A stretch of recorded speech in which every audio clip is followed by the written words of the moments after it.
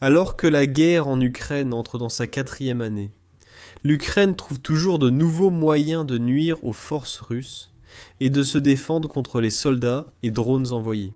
Beaucoup de ces nouvelles méthodes sont conçues en Ukraine, qui a développé une industrie de drones très avancée, en plus de produire de nouveaux missiles et armes utilisables contre la Russie. L'arrivée de technologies occidentales avancées en Ukraine est toujours utile. L'Ukraine va bientôt recevoir de nouvelles armes américaines potentiellement très destructrices. Deux de ces armes, en fait, toutes deux sont prêtes à prendre leur envol et à réduire en poussière les drones et les soldats de première ligne russes. Le 2 décembre, United 24 Media a annoncé que l'Ukraine cherche activement à acquérir des hélicoptères américains, qu'elle tente d'acheter depuis plusieurs mois. Mieux encore, ces deux hélicoptères, à savoir le Bell Attack Hélicoptère 1Z Viper d'attaque et l'hélicoptère utilitaire 1 Yalipodi Venom, pourraient arriver en Ukraine plus tôt que prévu, car les deux fabricants ont une capacité de production supplémentaire. Cette capacité supplémentaire a été confirmée par le vice-président de Bell, Jeffrey Schlosser, qui s'est entretenu avec Flight Global pour confirmer la position du fabricant. Defense Express a relayé les propos de Schlosser, vice-président de Bell, précisant que l'entreprise n'a qu'un seul contrat de livraison d'hélicoptères. Selon le rapport, ce contrat prévoit la livraison au Nigeria d'hélicoptères Bell, valant près d'1 milliard de dollars d'ici 2028. Et Schlosser affirme que son entreprise a la capacité de prendre en charge plus qu'un seul contrat. Mieux encore, les commandes précédentes de l'entreprise, qui comprenaient la construction d'hélicoptères pour le corps des marines des États-Unis, la République tchèque et Bahreïn, ont déjà été réalisées. Cela signifie que Bell a parfaitement maîtrisé son processus de fabrication, et serait donc en mesure de répondre à toute commande ukrainienne passée. Le problème, comme depuis un moment, est qu'aucune commande précise ni calendrier de livraison pour les nouveaux hélicoptères n'ont été annoncés. Mais nous aborderons ce défi dans un instant.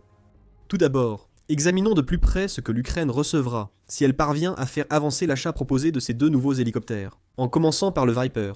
Le site web du Naval Air Systems Command, ou Naval Air Systems Command, fournit les spécifications de base de cet hélicoptère d'attaque. Il précise que le corps des Marines des États-Unis emploie les Vipers pour l'appui aérien rapproché, les escortes armées, la reconnaissance et les missions anti-blindées. L'hélicoptère s'est également révélé utile en tant qu'atout anti-aérien, en plus de servir de poste de contrôle pour les armes d'appui. Cela montre comment l'Ukraine pourrait utiliser le Viper à son arrivée sur le front. Le Viper possède un rotor principal et un rotor de queue, chacun à 4 pales en composite. Cela, combiné à une transmission adaptée à ses performances, fait de cet hélicoptère l'un des plus rapides et des plus agiles que l'Ukraine aura dans son arsenal. C'est un hélicoptère redoutable. Le Viper a 6 points d'emport et 2 membres d'équipage, un pilote et un copilote pouvant aussi être tireurs. Bell, le fabricant de l'hélicoptère, donne encore plus de détails. Il dit que son hélicoptère, conçu pour l'extrême, permettrait à l'équipage du Viper d'éliminer des menaces à une portée incroyable, même si cela reste exagéré comme souvent dans un document marketing. Les affirmations de Bell sont fondées. Bell affirme que son hélicoptère peut atteindre 200 nœuds, soit environ 200 000 nautiques par heure. Son autonomie de 310 000 nautiques permet à l'Ukraine de couvrir une large partie de son territoire avec peu d'hélicoptères. Bell indique que la soute à armes du Viper peut recevoir 2 missiles air-air Sidewinder et 16 missiles air-sol. Ces derniers sont idéaux pour neutraliser les positions d'artillerie russes et les équipements anti-aériens. Le Viper possède un système de visée intelligent, aidant les pilotes à identifier les cibles par tous les temps, de jour comme de nuit. Bell affirme qu'il s'agit d'un système de 3e génération, indiquant de nombreux ajustements pour optimiser son efficacité. Bell explique aussi pourquoi le corps des Marines américains a commandé cet hélicoptère, conçu pour résister à la corrosion de l'eau salée. Les composants du Viper sont adaptés aux normes de la marine américaine, selon le fabricant, ce qui en fait aussi un bon choix pour les opérations ukrainiennes en mer Noire.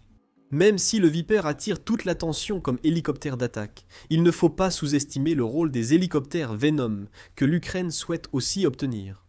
Les Venom sont des hélicoptères utilitaires, ce qui en fait essentiellement des appareils polyvalents capables de remplir de nombreux rôles.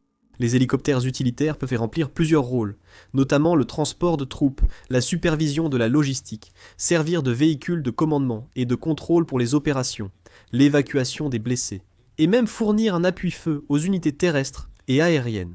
Le site de Naver indique que le Venom a déjà remplacé le utilitaire 1N Hue dans les opérations navales.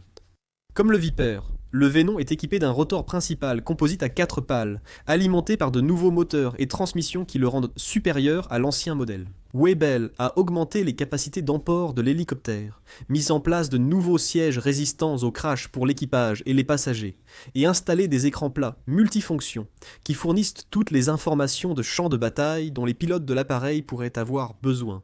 Contrairement au Viper, qui est un hélicoptère relativement léger, avec un équipage réduit au minimum, le Venom est conçu pour accueillir un équipage de 12 personnes. Ces 12 personnes incluent équipage, chef, pilote, copilote et artilleur.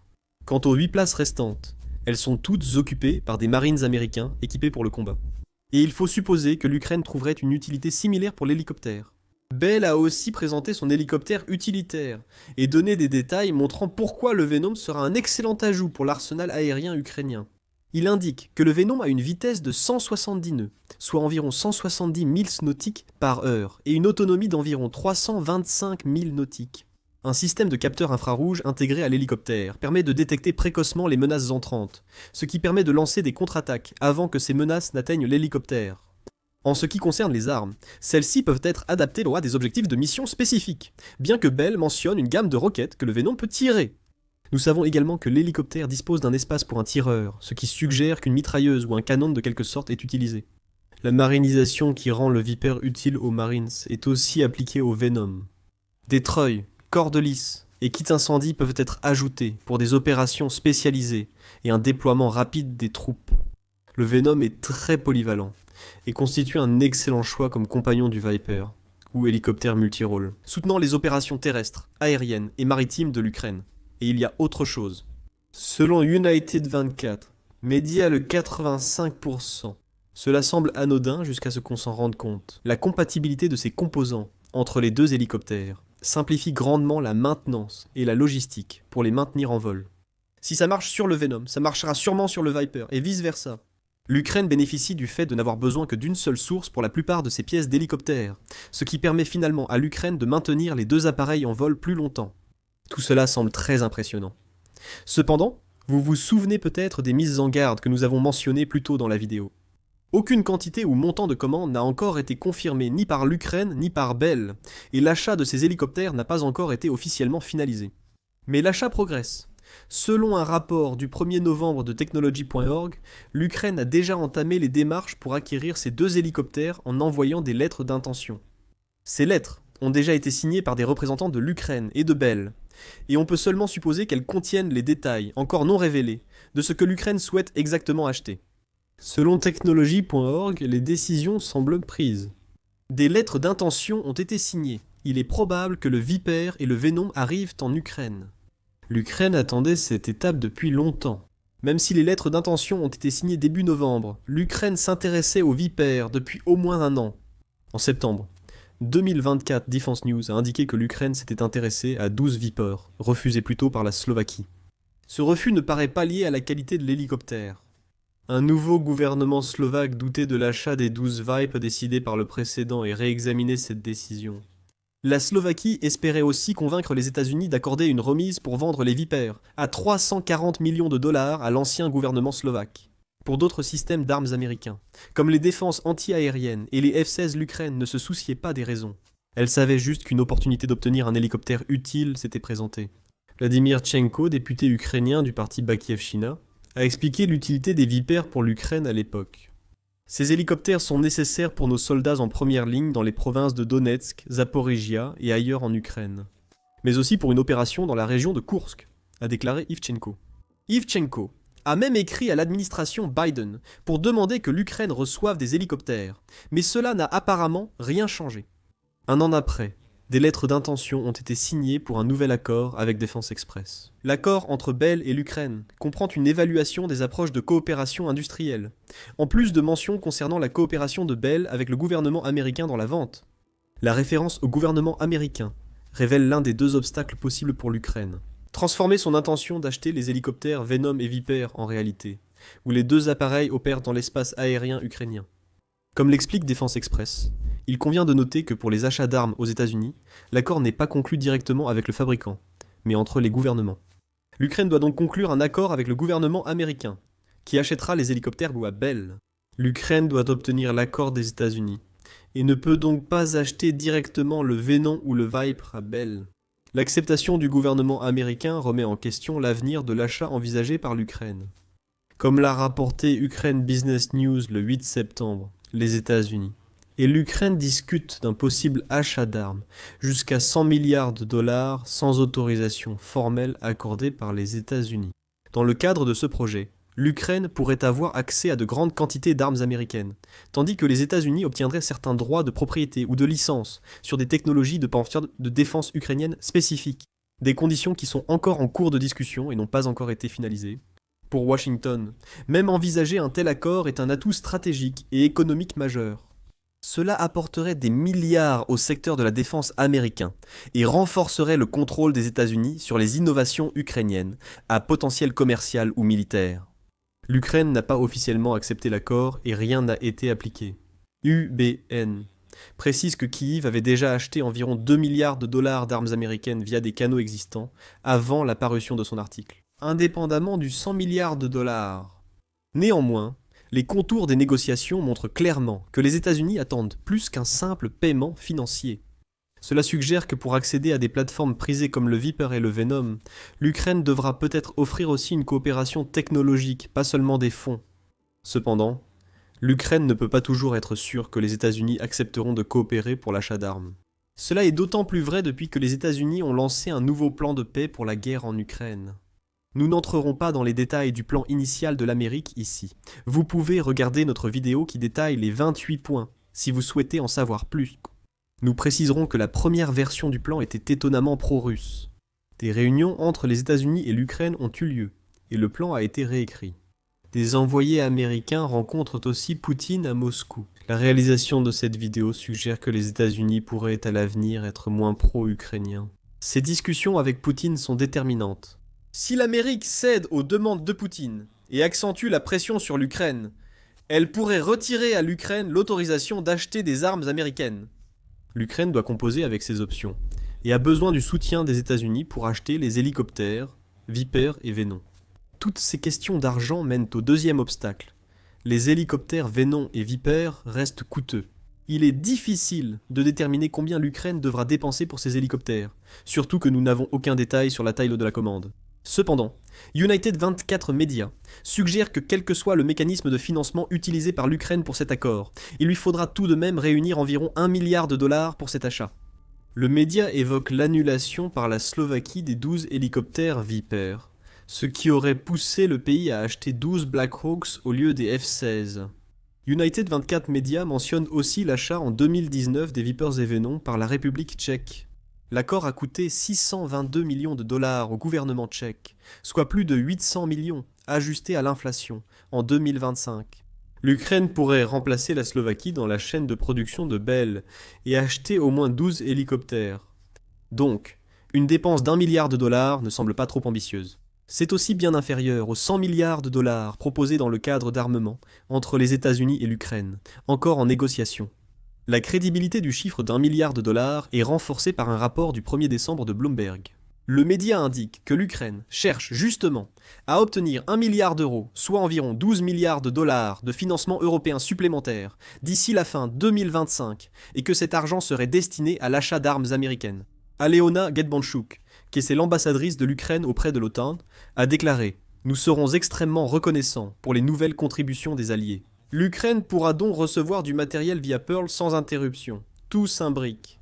L'Ukraine aurait besoin d'1 milliard de dollars pour acheter des hélicoptères Viper et Venom, et sollicite cette somme auprès de ses partenaires européens. Supposons que les deux obstacles dont nous venons de parler ne posent aucun problème à l'Ukraine. Les États-Unis donnent leur accord pour les achats, et l'Ukraine obtient l'argent. Le délai de fabrication demandé par Bell reste inconnu, car la construction d'un lot aussi grand pourrait prendre des années. Mais si l'Ukraine reçoit ces hélicoptères, comment les utiliserait-elle ? Nous avons dit que l'Ukraine pourrait employer le Venom et le Viper pour anéantir les forces russes de première ligne.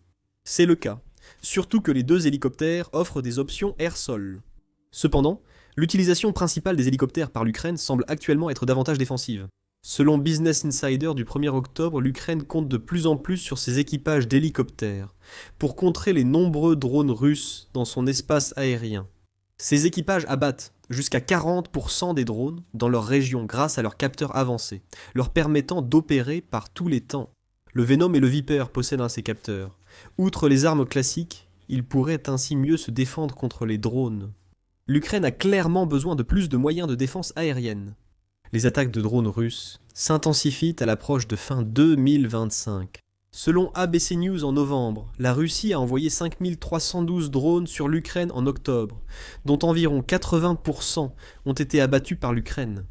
Des hélicoptères aussi performants que les Venom et Viper patrouillant dans le ciel ukrainien pourraient aider à augmenter ce taux d'interception. La Russie poursuit sans relâche ses attaques aériennes. Le 29 novembre, elle a lancé près de 600 drones sur l'Ukraine en une nuit, tuant au moins 3 personnes et blessant des dizaines d'autres, selon Euronews. Voilà l'ampleur des frappes de drones russes auxquelles l'Ukraine est désormais contrainte de faire face. Des hélicoptères équipés pour réduire l'impact des assauts aériens seront un atout majeur pour l'Ukraine. L'Ukraine peut aussi employer les hélicoptères Venom et Viper offensivement. En mars 2023, JINSA a indiqué que l'Ukraine utilisait ses hélicoptères pour ravitailler et évacuer ses troupes. Le Venom excelle particulièrement dans ces deux tâches. Les pilotes ukrainiens privilégient aussi les vols de nuit, rendus possibles par le Venom et le Viper. Ces vols de nuit permettent à l'Ukraine d'utiliser les Vipers pour attaquer les postes de commandement, troupes, positions d'artillerie et unités de défense aérienne russes, sans que la Russie ne s'en aperçoive, jusqu'à ce que roquettes et missiles pleuvent. Nous ne devons pas sous-estimer la capacité du Venom comme hélicoptère de transport. Le 1er novembre, Reuters a indiqué que l'Ukraine disait avoir fait atterrir un Black Hawk, avec des forces spéciales à Pokrovsk assiégé. La Russie a déclaré avoir tué tous ses soldats, mais cela reste non confirmé. L'élément important ici, c'est que l'Ukraine transporte activement certains de ses meilleurs soldats vers les zones les plus chaudes du front, en utilisant des hélicoptères. Le Venom sera un atout clé si l'Ukraine poursuit cette tactique. Pouvant transporter 8 soldats, les Vipers pourraient aussi appuyer les hélicoptères Venom, assurant la livraison sécurisée des troupes. Dans ce cas, ces 2 hélicoptères américains pourraient s'avérer vitaux pour l'Ukraine, avec les lettres d'intention signées avec Bell. Tout ce qui doit se passer maintenant, c'est que les États-Unis donnent leur approbation, et que l'Ukraine s'assure d'avoir les fonds nécessaires pour se procurer le Venom et le Viper. Si ces 2 obstacles sont franchis, la Russie pourrait vite avoir de gros problèmes, à cause d'une paire d'hélicoptères comme elle n'en a encore jamais rencontré en Ukraine. En parlant de choses que la Russie n'a pas encore rencontrées, les attaques hybrides de Poutine à travers l'Europe ont poussé l'OTAN au point où elle est désormais prête à frapper la première. Ce revirement de doctrine de l'OTAN a surpris la Russie. Découvrez-en plus dans notre vidéo. Si vous avez aimé cette vidéo, abonnez-vous à The Military Show pour plus de vidéos sur les nouvelles armes utilisées par l'Ukraine contre la Russie. Merci de nous avoir regardés.